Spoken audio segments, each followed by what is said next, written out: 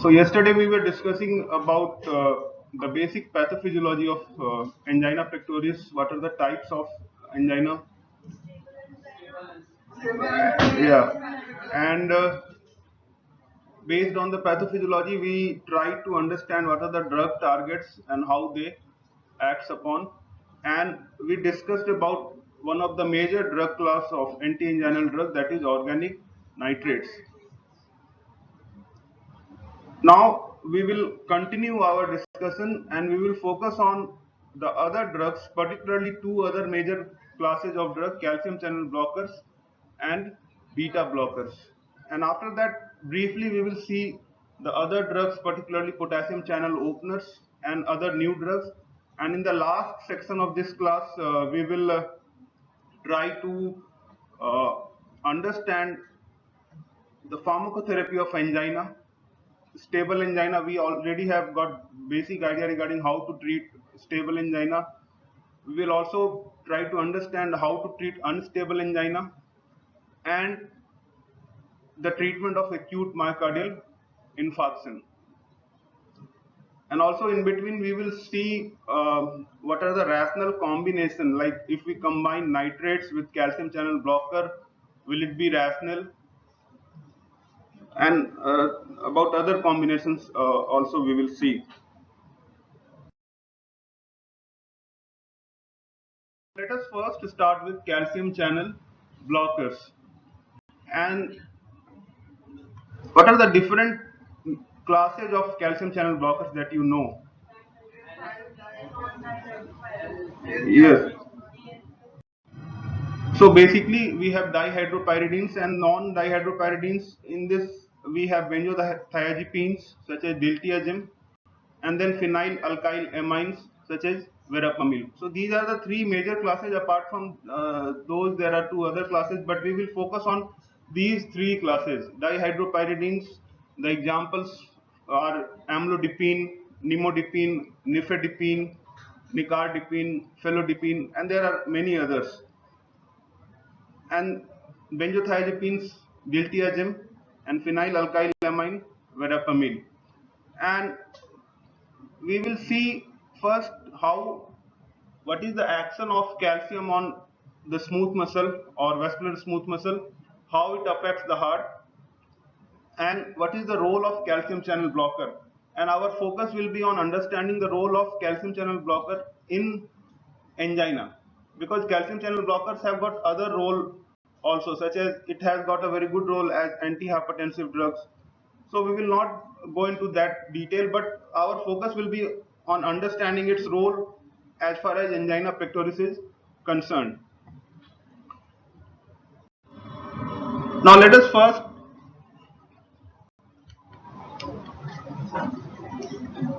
understand how calcium contracts the smooth muscles. Now if you see this particular picture, initially the calcium, when the calcium enters the intracellular calcium, in the first step it will bind to the calmodulin, and this calcium calmodulin complex, it will activate myosin light chain kinase. And this activated myosin light chain kinase, what it will do, it will phosphorylate the myosin light chain. So this phosphorylated myosin light chain, this will ultimately allow the interaction between actin and myosin, ultimately leading to muscle contraction. So this is in nutshell what actually calcium, how actually calcium contracts the vascular smooth muscles or smooth muscles. Then what is the action of calcium in heart muscle? It also contracts the heart muscle. What actually calcium does, it calcium cell initially binds with the troponin, and what it does, it relieves the inhibitory effect of troponin on the actin and myosin, resulting in contraction of cardiac muscles. In heart, actually calcium channels are responsible for depolarization of mainly the vascular smooth muscles. Apart from that, depolarization of the SA node and AV node.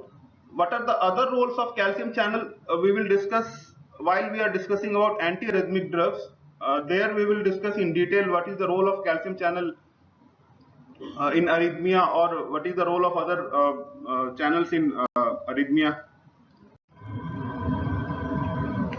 Now let us understand the mechanism of action of calcium channel blockers.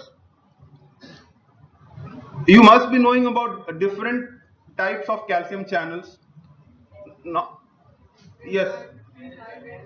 Huh.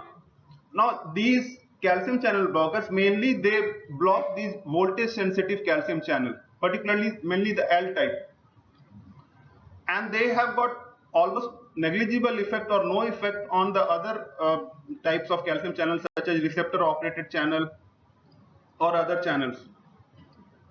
So all these, whether these are dihydropyridines, verapamils, diltiazem, these blocks L-type calcium channel, and these L-type calcium channel which are found in excess in cardiac myocytes, arteriolar smooth muscle cell, SA nodal cell, and AV nodal cell.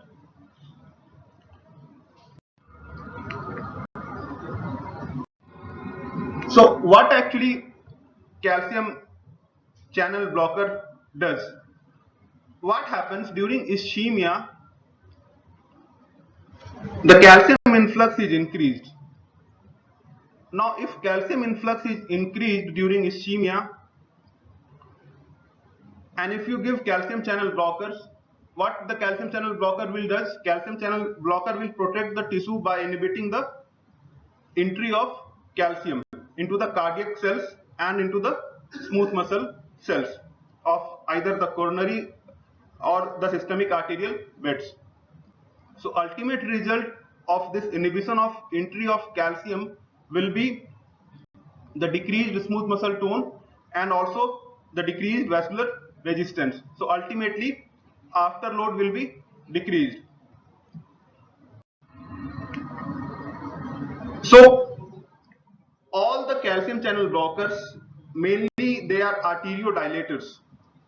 They cause decrease in vascular resistance, and because they cause decrease in vascular resistance, they decrease the peripheral vascular resistance. And one thing that you should also note is that they also vasodilate the coronary arteries. So one prominent action is that they are decreasing the afterload, they are vasodilating the coronary arteries, but they have got negligible or minimal action on decreasing the preload. Okay, and they also reduce the myocardial contractility, particularly the non-dihydropyridines such as verapamil or diltiazem.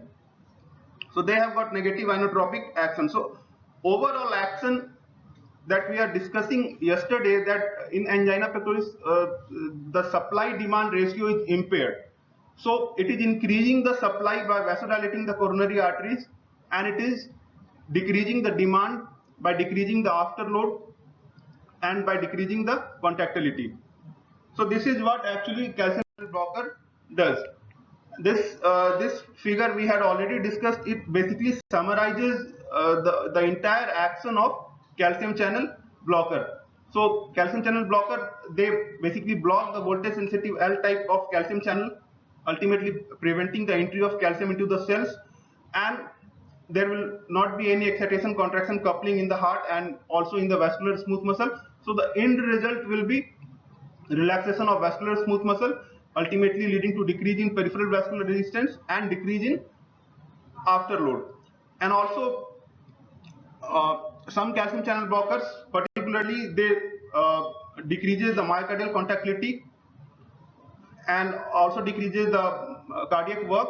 So ultimately the oxygen demand will be decreased by these two actions of decreasing the afterload and by decreased myocardial contractility, and also they do the coronary vasodilation. So these are the three major actions of calcium channel blocker, but remember it has got minimal or negligible action on the preload. So this is how basically uh, calcium channel blockers have got its therapeutic role in the treatment of angina pectoris. So in nutshell, what we can say, it basically restores the balance between supply and demand. And we will see in the later half of this class how dihydropyridines and the non-dihydropyridines, they differ in their action. There are some minor differences that you should notice, or you should have earlier read about these things. No, non-dihydropyridines, they have got more action on the heart. They lower the heart rate and decreases the contractility. Whereas dihydropyridines, particularly the short-acting dihydropyridines, such as nifedipine, they might aggravate angina in some patients because because of vasodilation, they might increase the heart rate, increase the tachycardia, leading to tachycardia. So that might be problematic in some cases of angina. And also, it has been seen that calcium channel blockers also have got some action on inhibiting the platelet aggregation. So that is one action that add to its effect in the treatment of angina.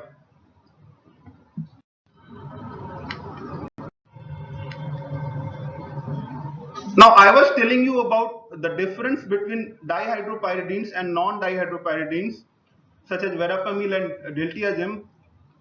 Just remember, dihydropyridines, such as nifedipine, they have got more selective action on the smooth muscle or vascular smooth muscles. So if you order them as per their action on the smooth muscle, dihydropyridines have got most prominent action on the smooth muscle, followed by verapamil and then diltiazem. So dihydropyridines have got more selective action as vasodilator. Then, as far as action on heart is concerned, drugs such as verapamil and diltiazem, particularly verapamil have got more selective action as cardiac depressant. So it depresses the SA node and AV node, and also it decreases the contractility of the myocardium. So the action on SA node and AV node, the order is verapamil followed by diltiazem, and then minimal action is seen with dihydropyridines. Similarly, on myocardium, the action is more with verapamil followed by diltiazem, and minimal action is seen with dihydropyridine. So just remember, verapamil and diltiazem, they have got more selective action as cardiac depressant, whereas dihydropyridine is more selective action on the vascular smooth muscles.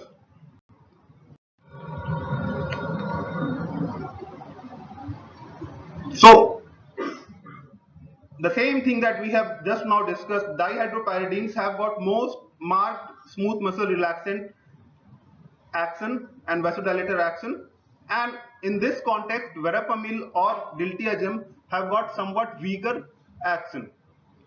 So dihydropyridine have got more selective action for smooth muscle L channel.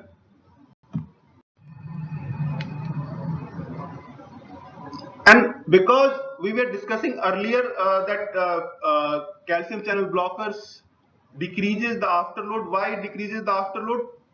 Because it decreases the intracellular calcium in the arterial smooth muscle, and this decreased intracellular calcium in the arterial smooth muscle, it results in vasodilation, and ultimately it leads to decreased cardiac afterload. But remember, calcium channel blockers, as I have told you earlier, have got little or negligible effect on the venous bed. So that's why it has got negligible action on the cardiac preload. And one more thing that you should remember, and that is clinically utilized, some dihydropyridines have got specific action or greater potency on some vascular beds. For example, nimodipine. Nimodipine have got more selective action on the cerebral blood vessels. Nicardipine have got more selective action on the coronary vessels. So these are the things that is utilized clinically, and you might have seen in the hospitals that to some patients who are suffering from stroke or cerebrovascular accidents, in those patients nimodipine being used because it has got more selective action for the cerebral blood vessels. And I was telling you about the effect of calcium channel blockers on the cardiac cells. As far as the negative inotropic effect is concerned, verapamil and diltiazem have got more action compared to dihydropyridines.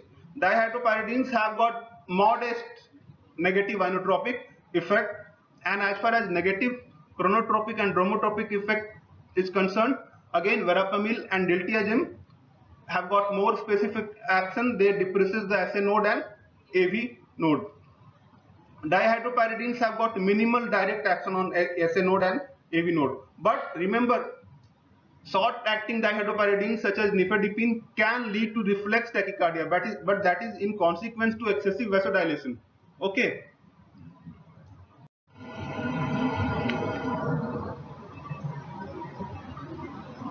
So, what we have understood till now is that each calcium channel blocker class have got different effect on heart rate and cardiac contractility. But overall, all the calcium channel blockers, they dilate the coronary arterioles and reduce the afterload, though the action or the vasodilating action might vary somewhat here or there. Verapamil and diltiazem have got direct negative inotropic, chronotropic and bromotropic effect. Dihydropyridines, already I have told you, they have got negligible direct effect on heart rate and contractility, but they can reflexively increase the sympathetic tone and increase the heart rate. So overall, again and again, the same thing I am repeating.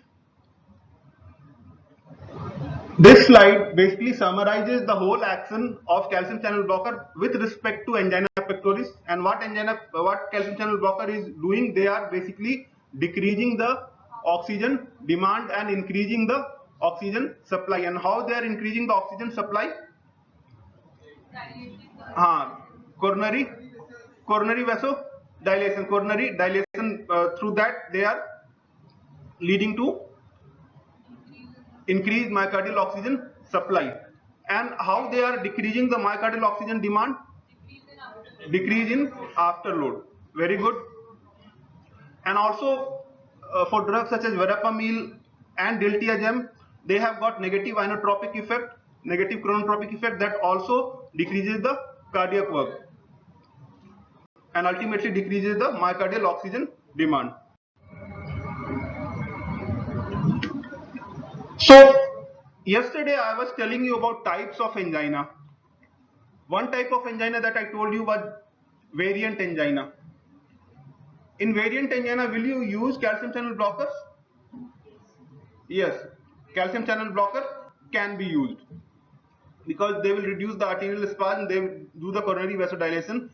You will not use which class of anti-anginal drug in variant angina? Beta blockers. You can use nitrates. Okay, nitrates also lead to coronary vasodilation.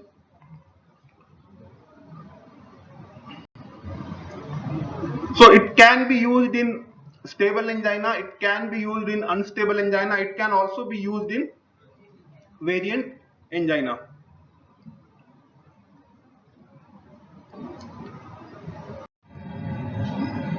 But just remember, you have to be cautious about the short-acting dihydropyridines because they can reflexively increase the heart rate. Now let us understand about the thing if you add nitrates and calcium channel blockers. The effect will be, we can say the effect will be additive. Why? Because with calcium channel blocker, one thing that we were noticing that is lacking as far as their action in angina is concerned, that was they have got negligible or nil effect on the preload. But nitrates not only decreases the afterload, but it also decreases the preload. So if you add nitrates and calcium channel blocker, that lacuna you can fill. So the combination will decrease both preload and afterload, and ultimately it will decrease the myocardial wall size, and both are increasing the coronary blood flow Nitrates, we had earlier seen in the previous class that they dilate the collaterals. So the collateral blood flow will also increase with the combination apart from the coronary blood flow, and ultimately the blood flow to the ischemic area will be increased. So the combination of nitrate and calcium channel blocker, we can say, is a rational combination, okay, as far as angina is concerned. Now let us see the adverse effect. Adverse effects, we can say, is a direct extension of their pharmacological effects or their therapeutic effects, but fortunately it is very rare. Calcium channel blockers, overall they have got very good safety record. The minor adverse effects can happen, such as bradycardia can happen with verapamil. Uh, Apart from that, edema happens particularly with dihydropyridines. The major adverse effects, such as AV block, cardiac arrest, or depression of contractility and heart failure, can happen with calcium channel blockers. And short-acting dihydropyridines, I have already discussed the effects that can happen with the short-acting dihydropyridines. So this was about the role of calcium channel blockers as far as treatment of angina pectoris is concerned. Now let us move on to the third major class of anti-anginal drug, that is beta blockers. Now how beta blockers will give you the beneficial effect, can anybody tell?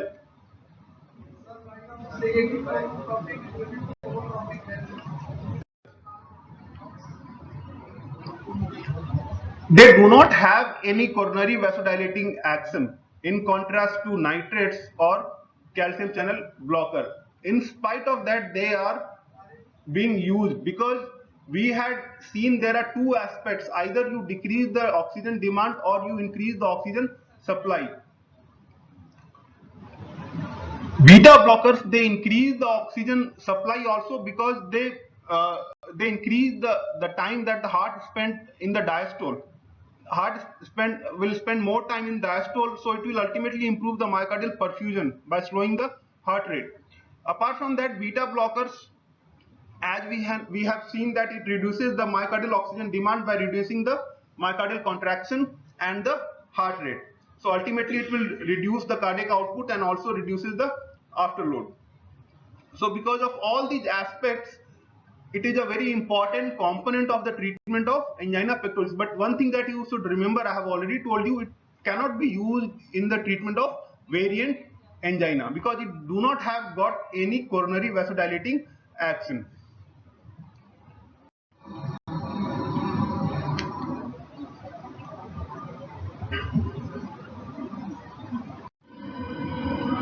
So what type of beta blocker can be should be preferred? Yeah, the beta blocker that should be preferred in the treatment of angina are cardioselective beta blockers. Can you give the examples of cardioselective beta blockers? Yeah, atenolol, metoprolol. So these are the some examples of cardioselective beta blockers. And also one type of beta blocker which have got intrinsic sympathomimetic activity, such as pindolol, it should be avoided. Okay, the beta blockers with intrinsic sympathomimetic activity should be avoided in patients with angina pectoris. Overall, the use of beta blocker has led to decreased frequency and severity of attack of angina. It increases the exercise tolerance and lower the incidence of sudden cardiac death, and it is very commonly used in unstable angina and also in acute myocardial infarction. Beta blockers. One contraindication is in patients with bronchial asthma, particularly non-selective beta blockers should be avoided in bronchial asthma. You can go ahead with cardioselective beta blocker. Cardioselective beta blockers are relatively safe in bronchial asthma compared to non-selective. It should be used with caution in patients with diabetes. One of the reasons is the hypoglycemia induced tachycardia might be blunted or blocked. And also one thing you should notice is that you should rather avoid the combination of non-dihydropyridine calcium channel blockers such as verapamil or diltiazem with beta blockers such as atenolol or metoprolol, because what we have seen, verapamil decreases the heart rate, and also beta blocker, the prominent action was decreasing the heart rate. So very severe bradycardia can be seen if you combine both the drugs.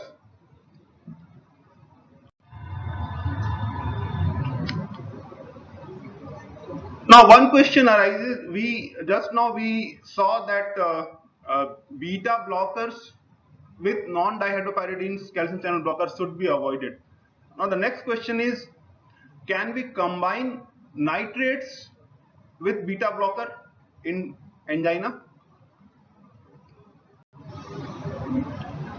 See, yesterday we had discussed one of the major adverse effect of nitrates, or adverse effect of nitrate was basically the extension of its pharmacological effects. The vasodilation that it is causing, it might lead to orthostatic hypotension followed by the reflex tachycardia. So that was one of the prominent adverse effects that was being seen with nitrates.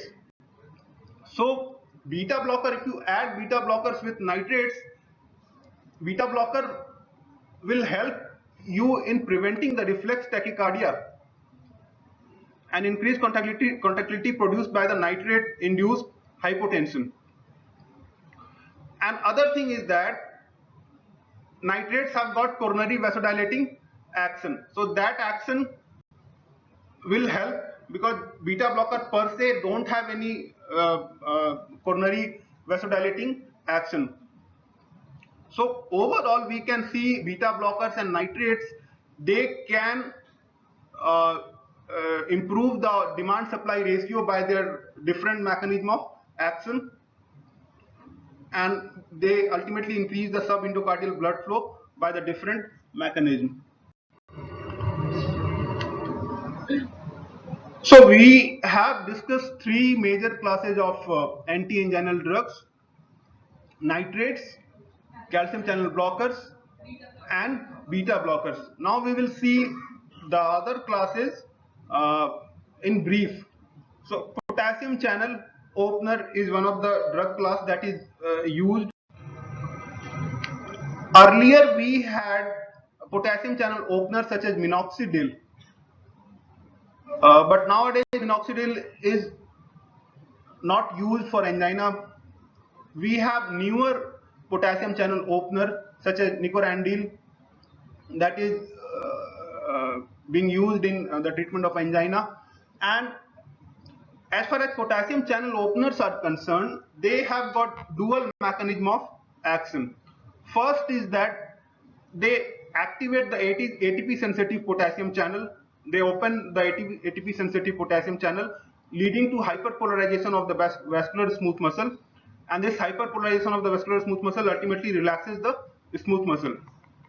The other action apart from this action is that they also act as nitric oxide donor and ultimately increases the cyclic GMP. We had earlier seen, while we were discussing the mechanism of action of nitrates,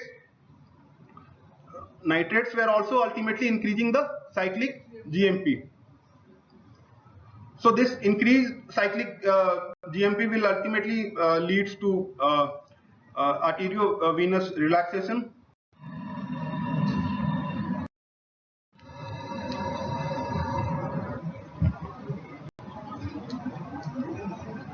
So what just now I have told you, potassium channel openers have got dual mechanism of action. They open the potassium channel, ultimately leading to arteriolar dilation, and they also act as nitric oxide donor, and ultimately the both action they leads to arteriovenous dilation.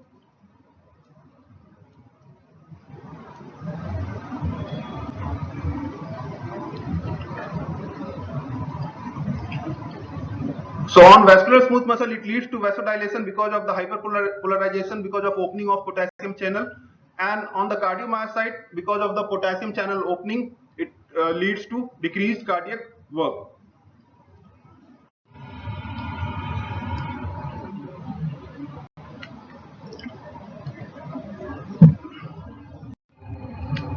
Now let us briefly discuss about the newer therapeutic strategies or newer treatment options that are available for the treatment of angina. One of the drugs that is commonly used nowadays is known as ranolazine. Ranolazine basically inhibits the late sodium current. Then there is one more drug which is trimetazidine. This drug is basically a partial fatty acid oxidation inhibitor. In short, we call it as PFOX inhibitors. And what it does, this PFOX inhibitor, they increases the efficiency of oxygen utilization by shifting the energy substrate preference of the heart from fatty acid to glucose. And then the next drug class is ivabradine. It selectively reduces the heart rate with no other detectable hemodynamic effect. They act by inhibiting the SA pacemaker current, that is IF current. Now in the last section of this class, let us summarize the pharmacotherapy of angina pectoris. While we were discussing the types of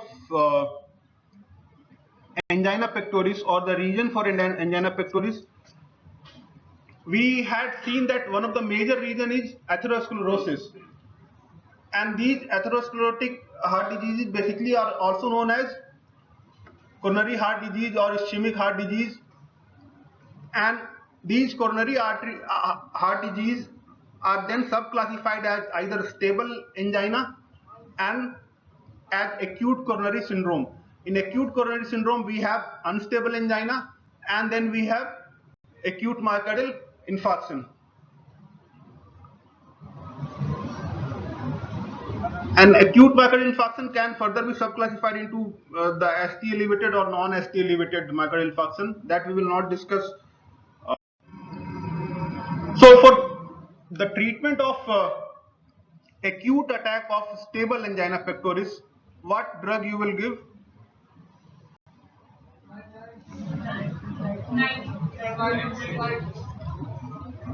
You will give nitrates, the short-acting nitrates. Either you will give glycerol trinitrate or you will give isosorbide dinitrate.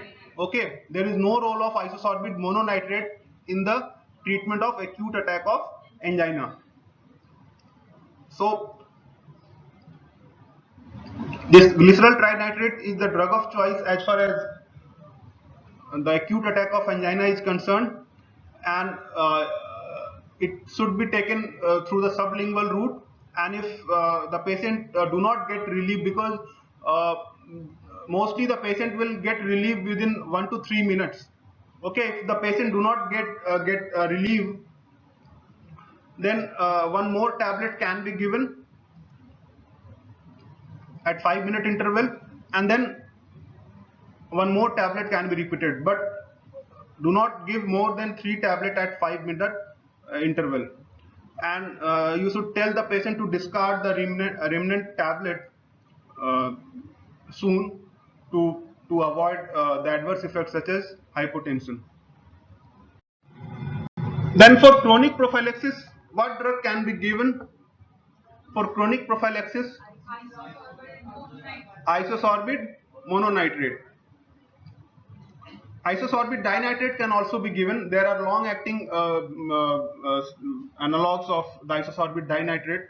So isosorbide dinitrate can given be as both for acute treatment as well as in chronic prophylaxis. So nitrates, the longer-acting one, are preferred for the chronic prophylaxis.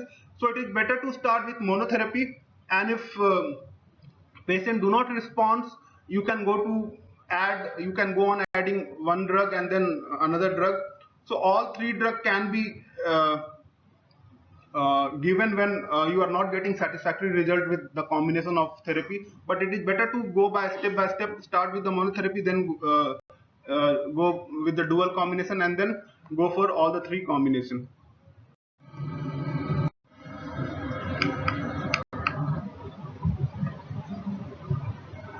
Now let us briefly discuss the therapeutic option for unstable angina. Unstable angina, again the basic thing is to improve that demand supply ratio, oxygen demand supply ratio.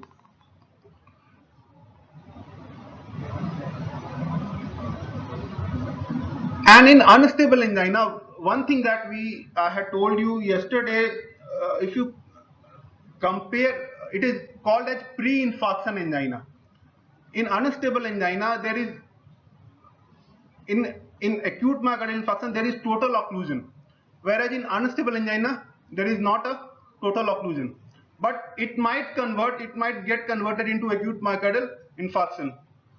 So the basic strategy is to prevent the total occlusion of the infarcted artery, and to prevent the total occlusion of the infarcted artery, you can give either aspirin or you can give clopidogrel. Then you can add heparin or low molecular weight heparin, or GP2B3A inhibitors can also be given. In high risk cases, you can go for invasive management, percutaneous intervention or CABG. And also because patient will come with certain symptoms, mostly the pain will be there, so you need to relieve the pain. For relieving the pain, you need to give morphine sometimes, or you can give nitrates, the short-acting nitrates, glycerol trinitrates. The other thing that can be given are the calcium channel blockers or the beta blocker that will help in relieving the symptoms of the unstable angina by their different mechanism. And mostly the unstable angina patient will be having underlying coronary artery disease. So for that, the long-term treatment, once the patient is stabilized, once the patient is uh, uh, discharged from the hospital, one thing that the doctor should advise to the patient is regarding the lifestyle modification, the healthy diet, regular exercise. The patient should quit smoking, weight loss, and also you have to control the CAD risk factors such as diabetes and hypertension, and also you have to take care of the dyslipidemia, which is mostly there with statins, and also the low dose aspirin should be started. So overall, the treatment rationale for acute coronary syndrome such as unstable angina or acute myocardial infarction is to increase the oxygen supply and to decrease the oxygen demand. And how you can increase the oxygen supply? One thing is there, like in unstable angina, in high risk cases, even though there is not a total occlusion of the infarcted artery, there are chances that it might go into total occlusion. So in that case, one thing that you can do is you can go for the invasive therapy. Okay, you can go for coronary artery bypass graft, or you can go for percutaneous intervention. But the other option as a physician that you have is opting to go for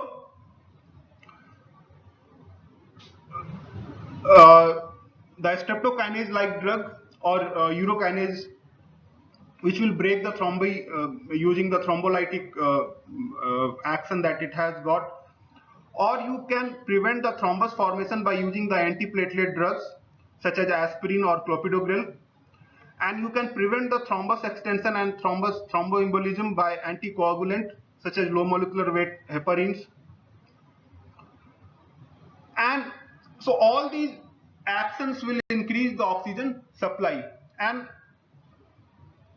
you can not only increase the oxygen supply but also can decrease the oxygen demand by using drugs such as Nitrates will decrease the afterload, will decrease the preload, and it will also lead to coronary vasodilation, and it will dilate the collaterals. Then calcium channel blockers are there. Calcium channel blocker mainly decreases the afterload, but it also decreases the coronary vasodilation is done with calcium channel blockers. Then we have beta blockers.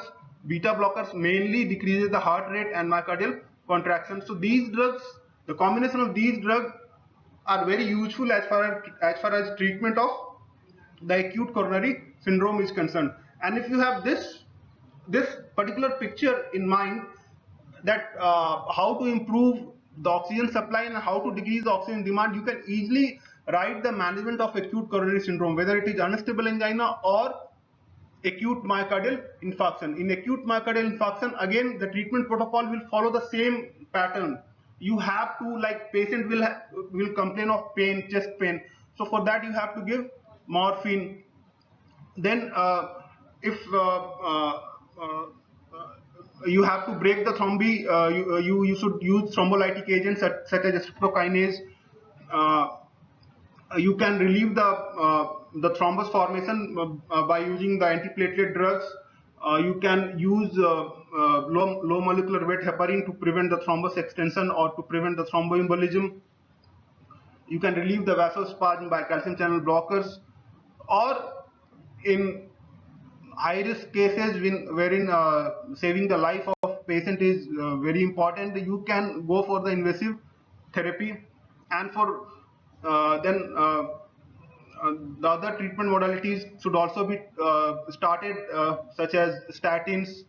Apart from that, aspirin, nitrates, calcium channel blockers, ACE inhibitors, beta blockers. So, as I have told you, apart from the reperfusion therapy to restore the coronary blood flow, wherein we can use primary percutaneous coronary intervention or CABG, you can go for thrombolytic therapy to break the thrombi, such as streptokinase. You can use. The other options are alteplase. Then anticoagulant can be used to prevent the formation of to prevent the thrombus extension and to prevent thromboembolism. And antiplatelet agents should also be used.